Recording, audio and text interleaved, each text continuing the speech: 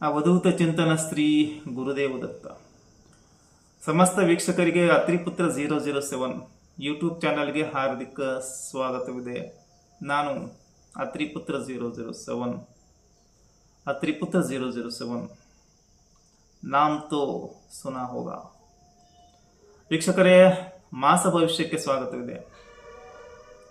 ಪ್ರಸ್ತುತ ಭಾಗದಲ್ಲಿ ಕುಂಭರಾಶಿಗೆ ಸಂಬಂಧಪಟ್ಟಂತೆ ಮಾಸ ಭವಿಷ್ಯವನ್ನು ಜೂನ್ ತಿಂಗಳ ಮಾಸ ಭವಿಷ್ಯವನ್ನು ಸಾಮಾನ್ಯ ಫಲಗಳ ರೂಪದಲ್ಲಿ, ಗೋಚಾರ ಫಲಗಳ ರೂಪದಲ್ಲಿ ತೆಗೆದುಕೊಳ್ಳೋಣ. ಇಲ್ಲಿ ಉಲ್ಲೇಖಿಸಿದ ಫಲಗಳು ಸಾಮಾನ್ಯ ಫಲಗಳು, ಗೋಚಾರ ಆಧಾರಿತ ಫಲಗಳು, ಚಂದ್ರ ರಾಶಿ ಆಧಾರಿತ ಫಲಗಳು, ವೈಯಕ್ತಿಕ ಫಲಗಳಲ್ಲ. These are the general predictions based on the present transit of planets only. These are not the individual predictions. People should know it.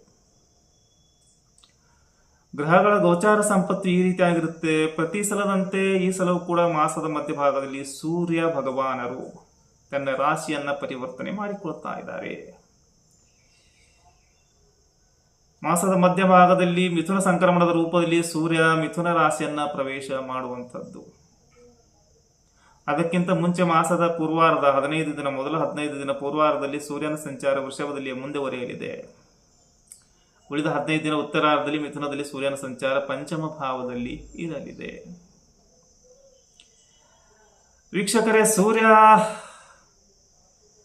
ಪಿತೃಕಾರಕ, ಆತ್ಮಕಾರಕ, ನೇತ್ರಕಾರಕ. ಸೂರ್ಯನನ್ನ king ಅಂತ ಕರೆದಿದ್ದಾರೆ. ಸೂರ್ಯ ಗ್ರೇಡ್ 1 ಅಧಿಕಾರ.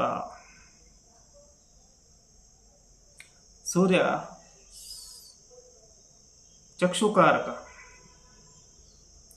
ಇಂಥ ಸೂರ್ಯ ಆರಂಭದ 15 ದಿನ ಸಪ್ತಮಾಧಿಪತಿಯಾಗಿ, ಕಳತ್ರ ಭಾವದ ಅಧಿಪತಿಯಾಗಿ ಕುಂಭರಾಶಿಗೆ ಗೋಚಾರ ಫಲಗಳ ರೂಪದಲ್ಲಿ ಸುಖ ಭಾವದಲ್ಲಿ ಸಂಚಾರ ಮಾಡುತ್ತಾ ಪಾಪಗ್ರಹನಾದ ಕಾರಣ ಸುಖಭಂಗ ಮಾಡ್ತಾನೆ. ಪಾಪಗ್ರಹನಾಗಿ ಸುಖ ಭಾವದಲ್ಲಿ ಕೇಂದ್ರದಲ್ಲಿ ಬಂದಾಗ ಕೆಲವು ಶುಭ ಫಲವನ್ನು ಕೊಡ್ತಾನೆ. ಆದರೆ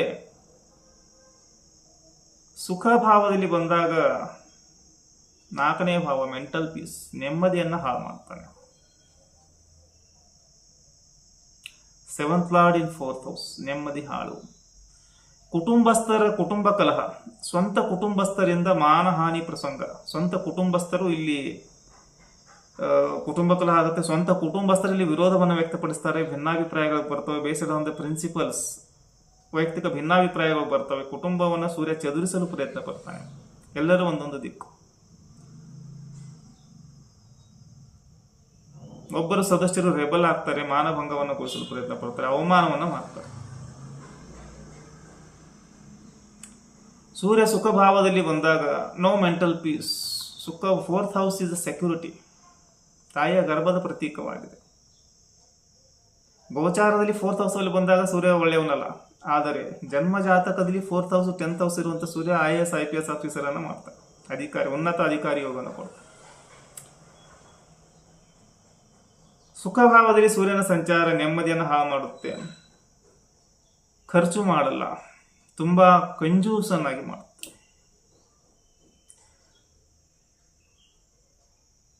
4th house is 12th house to the 5th house.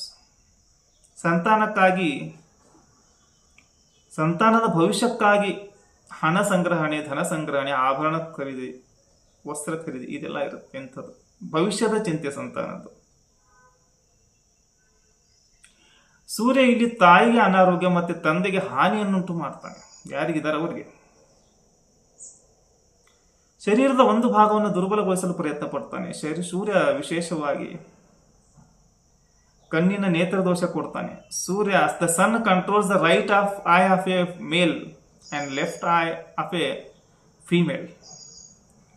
ಸ್ತ್ರೀಯರಿದ್ದರೆ ಎಡಗಣ್ಣು ಸಮಸ್ಯೆ, ಪುರುಷರಿದ್ದರೆ ಬಲಗಣ್ಣಿನ ಸಮಸ್ಯೆ. ಬ್ಲಡ್ ಪ್ರೆಷರ್ ಅಲ್ಲಿ ಏರುಪೇರು ಮಾಡ್ತಾನೆ. ಸೂರ್ಯ ಹೃದಯದ ಮೇಲೆ ಪರಿಣಾಮ ಇರುತ್ತೆ. 5th ಹೌಸ್ಗೆ ಬಂದಾಗ ಇದರ ಪರಿಣಾಮ ಹೆಚ್ಚು ಬರುತ್ತೆ. ಕಾರಣ ಪಂಚಮ ಭಾವ ನೈಸರ್ಗಿಕವಾಗಿ ಸಿಂಹ ರಾಶಿ. ಸೂರ್ಯ ಹೃದಯದ ಮೇಲೆ ಸೂರ್ಯ ಸುಖ ಭಾವದಲ್ಲಿ ಸಂಚಾರ ಮಾಡುವಾಗ ವಿನಾಕಾರಣ ಮನೆಯಲ್ಲಿ ಕ್ಲೇಶ, ಸಂಗಾತಿಯೊಡನೆ ಕಲಹ ಬರುತ್ತೆ. 7th ಲಾರ್ಡ್ ಸಂಗಾತಿಯೊಡನೆ ಕಲಹದ ಕಾರಣ ನೆಮ್ಮದಿ ಹಾಳು, no mental peace due to partner, life partner. ವಿನಾಕಾರಣ ಜಗಳ. ಇಲ್ಲಿ ಚಾಡಿ ಹೇಳೋದು, ಈ ರೀತಿಯ ಕೆಲವು ಘಟನೆಗಳು ನಡೀತವೆ. ಸ್ವಲ್ಪ ಹುಷಾರು ಮಾಡ್ಕೋಬೇಕಾಗುತ್ತೆ. ಜನ ವಿರೋಧ, ಬಂಧು ವಿರೋಧ ಆಗುತ್ತೆ. ಜನ್ಮಸ್ಥಳದಲ್ಲೇ ಇದ್ರೆ ಸೂರ್ಯ ನಕಾರಾತ್ಮಕ ಫಲಗಳನ್ನು ಕೊಡ್ತಾನೆ. ಸೂರ್ಯ ಒಮ್ಮೆ ಅಫ್ಲಿಕ್ಟೆಡ್ ಆದರೆ ನಿಮಗೆ ಜಲಸಿ ಅನ್ನುವಂಥ ಸಮಸ್ಯೆ, ಜಲಸ್ ಆಗ್ತದೆ, ಇನ್ನೊಬ್ಬರ ಮೇಲೆ ಉರಿಯೋದು, ಆರೋಗನ್ಸ್, ಅತಿಯಾದ ತನ್ನ ಮೇಲೆ ಒಂದು ಪ್ರೌಡ್ನೆಸ್ ಬರುತ್ತೆ, ಇನ್ನೊಬ್ಬರ ಮೇಲೆ ಡಾಮಿನೇಟ್ ಮಾಡ್ಬೇಕಂತ ಅನಿಸುತ್ತೆ, ಇದೆಲ್ಲ ಬರುತ್ತೆ. ಪೋಷಕರಿಗೆ ಸಮಸ್ಯೆಯನ್ನು ಕೊಡ್ತಾನೆ ಸೂರ್ಯ. ತಂದೆ ಇದ್ರೆ ತಂದೆ ಜೊತೆ ವೈಮನಸ್ಸು ಮತ್ತೆ ತಂದೆಯಿಂದ ದೂರ ಇರುವಂತಹ ಆಸೆ ಬರುತ್ತೆ ವೀಕ್ಷಕರೇ. ಇನ್ನು ಸೂರ್ಯ ಉತ್ತರಾರ್ಧದಲ್ಲಿ ಮಿಥುನ ಸಂಕ್ರಮಣದ ರೂಪದಲ್ಲಿ ಮಿಥುನ ರಾಶಿ ಪ್ರವೇಶ ಮಾಡ್ತಾನೆ. ಅದು ನಿಮ್ಮ ಪಂಚಮ ಭಾವ ಆಗುತ್ತೆ. ಕುಂಭ, ಮೀನ, ಮೇಷ, ವೃಷಭ ಆ್ಯಂಡ್ ಮಿಥುನ. ಪಂಚಮ ಭಾವದ ಸೂರ್ಯ ಅದೃಷ್ಟದಲ್ಲಿ ಏರುಪೇರು ಮಾಡ್ತಾನೆ. ಸಂತಾನದ ಚಿಂತೆ ಕಾಡುತ್ತೆ. ಪರಿವಾರದ ರಕ್ಷಣೆಗಾಗಿ ಏನಾದರೂ ಮಾಡ್ಬೇಕಂತ ಅನ್ಸುತ್ತೆ, ಏನನ್ನಾದರೂ ಮಾಡ್ಬೋದು. ವಿದ್ಯಾಭ್ಯಾಸಕ್ಕಾಗಿ ಕೆಲವರು ಖರ್ಚು ಮಾಡಬೇಕಾದ ಪ್ರಸಂಗ ಬರುತ್ತೆ, ಮಕ್ಕಳಿಗಾಗಿ ಮಾಡಬೇಕಾಗುತ್ತೆ. ವಿಶೇಷವಾದ ವಿದ್ಯೆಗಳು ಇಲ್ಲಿ ಒಲಿತವೆ. ಸೂರ್ಯ ಇಲ್ಲಿ ಯಂತ್ರ, ಮಂತ್ರ, ತಂತ್ರ, ಇಂತಹ ಕೆಲವು ವಿಶೇಷವಾದ ವಿದ್ಯೆಗಳು. ವೈದ್ಯಶಾಸ್ತ್ರ, ರಾಜ್ಯಶಾಸ್ತ್ರ, ಜ್ಯೋತಿಷ್ಯ ಶಾಸ್ತ್ರ, ಆಸ್ಟ್ರಾಲಜಿ, ಆಸ್ಟ್ರಾನಮಿ, ಗುಹ್ಯ ವಿದ್ಯೆಗಳು, ಗುಪ್ತ ವಿದ್ಯೆಗಳು, ಆಕಲ್ಟ್ ಸೈನ್ಸ್, ಮೆಡಿಕಲ್ ಸೈನ್ಸ್, ಯಂತ್ರ, ಮಂತ್ರ, ತಂತ್ರ, ಇನ್ನು ಪೊಲಿಟಿಕಲ್ ಸೈನ್ಸ್, ಈ ರೀತಿ ಕೆಲವು ವಿಶೇಷವಾದ ವಿದ್ಯೆಗಳ ಕಡೆ ಆಸಕ್ತಿಯನ್ನು ಕೊಡ್ತಾನೆ, ರುಚಿಯನ್ನು ವೃದ್ಧಿಸ್ತಾನೆ. ತೀಕ್ಷ್ಣ ಬುದ್ಧಿ ಮತ್ತೆ ವಿನಾಕಾರಣ ಸುತ್ತಾಟ, ಅಲೆದಾಟ ಮಾಡುವಂಥದ್ದು, ಶಿವಪಾರ್ವತಿಯರ ಭಕ್ತನಾಗುವಂಥದ್ದು, ಅಂಥ ದರ್ಶನ, ದೇವಸ್ಥಾನದ ದರ್ಶನ ಯೋಗ, ಒಳ್ಳೆಯ ಕರ್ಮಗಳನ್ನ ಮಾಡುವಂಥದ್ದು, ಧಾರ್ಮಿಕತೆ ಬರುತ್ತೆ. ಧರ್ಮ ತ್ರಿಕೋನ, ಇಲ್ಲಿ ಧಾರ್ಮಿಕತೆ ಬಂದು ದೇವತಾ ಪ್ರಸಾದದಿಂದ ಮಕ್ಕಳಿಗೆ ಒಳ್ಳೆಯದು, ಸಂತಾನಕ್ಕೆ ಒಳ್ಳೆಯದು. ಹೃದಯ ನೋವು, ತಂದೆ ಇದ್ರೆ ತಂದೆಗೆ ಸಮಸ್ಯೆ ಆಗುತ್ತೆ, ನಿಮಗೆ ಹೃದಯ ಬಡಿತ ಜಾಸ್ತಿ ಆಗುತ್ತೆ. ತಂದೆಗೆ ಬಾಧೆ, ಹೊಟ್ಟೆಯಲ್ಲಿ ಸಮಸ್ಯೆ. ಕರ್ಮ ಮಾಡಲು ಸೂರ್ಯ ಅಡೆತಡೆಗಳನ್ನ ನಿರ್ಮಾಣ ಮಾಡ್ತಾನೆ. ಸೂರ್ಯ ಡಾಮಿನೇಟಿಂಗ್ ಆ್ಯಂಡ್ ಇರಿಟೇಬಲ್ ನೇಚರ್ ಕೊಡ್ತಾನೆ ನಿಮಗೆ. ಸೂರ್ಯನ ನಂತರ ವೀಕ್ಷಕರ ಇಲ್ಲಿ ಬುಧನ ಸಂಚಾರ ಬರುತ್ತೆ. ಪಂಚಮದಲ್ಲಿ ಬುಧ ಜೂನ್ 22ವರೆಗೂ ಮೊದಲ 3 ವಾರ ಇರ್ತಾನೆ. ಅದರ ನಂತರ ಬುಧ 6ನೇ ಭಾವಕ್ಕೆ ಬರ್ತಾನೆ. ಮೊದಲ 22 ದಿನ 5ನೇ ಭಾವ, ನಂತರ 6ನೆಯ ಭಾವದಲ್ಲಿ ಬುಧನ ಸಂಚಾರ ಇರಲಿದೆ. ಬುಧ ಪಂಚಮದಲ್ಲಿ ಬಂದಾಗ ಸರಸ್ವತಿ ಪುತ್ರನಾಗುವನು. ಅವನು ಮಾತಾಡಿದ ಒಂದು ಪ್ರತಿಯೊಂದು ಮಾತು ಕೆಲವು ದಿನಗಳವರೆಗೆ ಸತ್ಯವಾಗುತ್ತದೆ. ಆಕಸ್ಮಿಕವಾಗಿ ಮಾತನಾಡಿದರೂ ಕೂಡ ಪ್ರತಿ ಮಾತು ಸತ್ಯವಾಗುತ್ತದೆ. ಭವಿಷ್ಯದಲ್ಲಿ ಮುಂದೆ ಜರುಗುವ ಘಟನೆಗಳು ಮುಂಚೆನೆ ಗೊತ್ತಾಗ ಸ್ಟಾರ್ಟ್ ಆಗ್ತವೆ, ಅಡ್ವಾನ್ಸ್ ಆಗಿ. ಅಂದರೆ ಇಂಟ್ಯೂಷನ್ ಪವರ್ ಜಾಸ್ತಿ ಆಗುತ್ತೆ. ಸೋದರ ಮಾವನಿಗೆ ಕಂಟಕ ಇರುತ್ತೆ, ಕೆಡುಕು ಆಗುತ್ತೆ, ಸಮಸ್ಯೆಗಳು ಬರ್ತವೆ. ತಂದೆ ತಾಯಿಗಳಿಗೆ ಅನಾರೋಗ್ಯ ಬುಧ ಕೊಡ್ತಾನೆ. ಇನ್ನು ಯಂತ್ರ ಮಂತ್ರ ಮಾರಣ ವಿದ್ಯೆಯಲ್ಲಿ ಒಂದು ಪ್ರಾವೀಣ್ಯತೆಯನ್ನು ಕೊಡ್ತಾನೆ. ಭೂತ ವಿದ್ಯೆಯು ಇಂಥ ಸಮಯದಲ್ಲಿ ಒಲಿಯುತ್ತೆ. ಗರ್ಭಿಣಿಯರು ಯಾರಾದರೂ ಇದ್ರೆ ಇಲ್ಲಿ ಬುಧ ಗರ್ಭಪಾತ ಮಾಡಲು ಪ್ರಯತ್ನ ಪಡ್ತಾನೆ. ಉತ್ತರಾರ್ಧ ಅಂದ್ರೆ ಕೊನೆಯ ಒಂದು ವಾರದಲ್ಲಿ ಬುಧ ವಿದ್ಯೆಗೆ ಅಡೆತಡೆಗಳು, ಡಾಂಬಿಕ ಜೀವನ, ಹೋರಾಟ ಜೀವನ, ಕಪಟ ಮನಸ್ಸು, ತಾಯಿಗೆ ಹಾನಿಯನ್ನ ಕೊಡ್ತಾನೆ. ಇಂತಹ ಬುಧ ಕಾಲುಗಳಲ್ಲಿ ಒಂದು ವಿಧವಾದ ರೋಗವನ್ನು ಕೊಡ್ತಾನೆ, ವ್ಯಾಧಿಯನ್ನು ಕೊಡ್ತಾನೆ, ಸರ್ಕಾರದಿಂದ ಲಾಭ ಕೊಡ್ತಾನೆ, ಮಿತವಾದ ಭಾಷೆ, ಸುಂದರ ಬರವಣಿಗೆ. ಯಾವುದಾದರೊಂದು ವ್ಯಾಧಿಯಿಂದ ವ್ಯಕ್ತಿ ಪೀಡಿತನಾಗ್ತಾನೆ. ಇನ್ನು ಕುಜ ವೀಕ್ಷಕರೇ 3rd lord and 10th lord ಆಗಿ ಆರಂಭದ 20 ದಿನ ಪಂಚಮ ಭಾವದಲ್ಲಿ ಸಂಚಾರ ಮಾಡುತ್ತಾ ಕುಜ ಸಂಚರಿಸುವ ಭಾವ ಚೆನ್ನಾಗಿಲ್ಲ. ಇಲ್ಲಿ ಧನಹಾನಿ ಯೋಗವನ್ನು ಕುಜ ನಿರ್ಮಾಣ ಮಾಡುವ. ಅದೃಷ್ಟದಲ್ಲಿ ಕುಜ ಏರುಪೇರು ಮಾಡುವನು. ಇದರ ಜೊತೆ ಈ ಸರ್ಪ ದೋಷವನ್ನು ನಿರ್ಮಾಣ ಮಾಡ್ತಾನೆ. ಕುಜ ಇಲ್ಲಿ ಭಾವಾತ್ಭವ ಗ್ರಹನಾದರೂ ಕೂಡ 3rd lord is in 3rd house from the 3rd house, ಪಂಚಮ ಭಾವದಲ್ಲಿ. 10th ಲಾರ್ಡ್ ಇನ್ 3rd ಹೌಸ್ ಕೊಡಬಹುದು, 10th ಲಾರ್ಡ್ ಇನ್ 5th ಹೌಸ್. ಇಲ್ಲಿ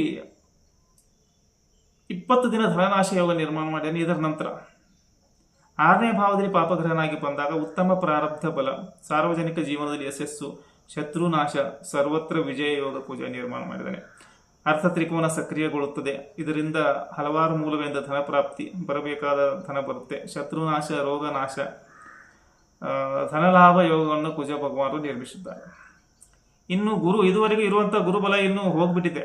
ಜೂನ್ 2ರಂದು ಗುರು ರಾಶಿ ಪಲ್ಲಟ ಆಗ್ತಾ ಇದೆ. ಗುರು ತನ್ನ ಉಚ್ಚ ರಾಶಿ ಕರ್ಕ ರಾಶಿಯನ್ನು ಜೂನ್ 2ರಂದು ಪ್ರವೇಶ ಮಾಡ್ತಾ ಇದ್ದಾನೆ ಗುರು ಪಲ್ಲಟದ ರೂಪದಲ್ಲಿ. ಹೀಗಾಗಿ 6ನೇ ಭಾವಕ್ಕೆ ಬರ್ತಾನೆ. ಪಂಚಮ ಭಾವ ತ್ಯಾಗ ಆಗ್ತಾ ಇದೆ, ತ್ಯಜಿಸ್ತಾ ಇದ್ದಾನೆ. 6ನೇ ಭಾವದ ಗುರು ಶೋಕ, ಋಣ, ರಿಪು, ದುಃಖ, ಶತ್ರು ಇದೆಲ್ಲ ಕೊಡ್ತಾನೆ. ಸಾಲ ಮಾಡಿಸ್ತಾನೆ ಕೆಲವರಿಗೆ.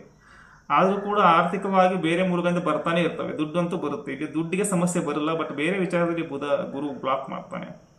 ಗುರುಬಲ ಎಲ್ಲ ಹೀಗಾಗಿ ಪ್ರಯತ್ನ ಜಾಸ್ತಿ ಮಾಡಬೇಕು. ರಾಶಿಯಲ್ಲಿರುವಂಥ ರಾಹು ವಿಚಿತ್ರವಾದ ಡಯಾಗ್ನೋಸ್ ಮತ್ತೆ ಡಿಟೆಕ್ಟ್ ಮಾಡಲು ಆಗಲಾರದ ಕೆಲವು ವ್ಯಾಧಿಗಳು, ಮೈಯಲ್ಲಿ ವಿಚಿತ್ರ ಶಕ್ತಿಯ ಸಂಚಾರ, ವಾಯುತತ್ವ ರಾಶಿ, ಸ್ವಂತ ರಾಶಿ ಇದೆ ರಾಹುಗೆ, ಪ್ರೇತ ಪ್ರಭಾವ, ಸೊಂಟದ ಕೆಳಗಿನ ಭಾಗ ದುರ್ಬಲ. ಇನ್ನು ಸಪ್ತಮದ ಕೇತು ರಿಲೇಶನ್ಶಿಪ್ ಬ್ರೇಕಪ್ ಕೊಡ್ತಾನೆ. ಪಾರ್ಟ್ನರ್ಶಿಪ್ ಸಂಗಾತಿಯೊಡನೆ ಬ್ರೇಕಪ್ ಮಾಡಿಸ್ತಾನೆ. ಬರುವ ಅಕ್ಟೋಬರ್ ಡಿಸೆಂಬರ್ವರೆಗೂ ಇದೇ ರೀತಿ ಮುಂದುವರಿಯುತ್ತೆ. ಆಡೋದು ಕೆಡಿಸೋದು, ಬರೋದು, ಕನೆಕ್ಟಿಂಗ್ ಆ್ಯಂಡ್ ಡಿಸ್ಕನೆಕ್ಟಿಂಗ್ ವೀಕ್ಷಕರೇ. Isolating is on the cards. Shanaishwara ಬಂದುಬಿಟ್ಟು ಸಾಡೆ ಸತ್ಯ ಕೊನೆಯ ಹಂತದ ಪ್ರತೀಕನಾಗಿದ್ದಾನೆ. ಕುಟುಂಬ ಕಲಹ ಒಂದು ಕಡೆ ಮಾಡಿಸ್ತಾನೆ, ಇನ್ನೊಂದು ಕಡೆ ಕುಟುಂಬಸ್ಥರೇ ವಿರೋಧ. ಕೆಲವರಿಗೆ ಕುಟುಂಬದಲ್ಲಿದ್ದರೆ ನೆಮ್ಮದಿ ಇರಲ್ಲ, ದೂರ ಹೋದರೆ ನೆಮ್ಮದಿ ಇರುತ್ತೆ, ಆದರೆ ಅದು ಆಗೋದು. ಕೆಲವರು ಚಾಡಿ ಹೇಳುವರು, ಕುಟುಂಬ ಕಲಹ ಮಾಡಿಸುವರು. ಹೀಗಾಗಿ ಸ್ವಲ್ಪ ಎಚ್ಚರಿಕೆಯಿಂದಿರಬೇಕು. ವಿಡಿಯೋ ಇಷ್ಟ ಆದರೆ ಲೈಕ್ ಮಾಡಿ ಮತ್ತು ಶೇರ್ ಮಾಡಿ. ಶ್ರೀ ಗುರುದೇವ.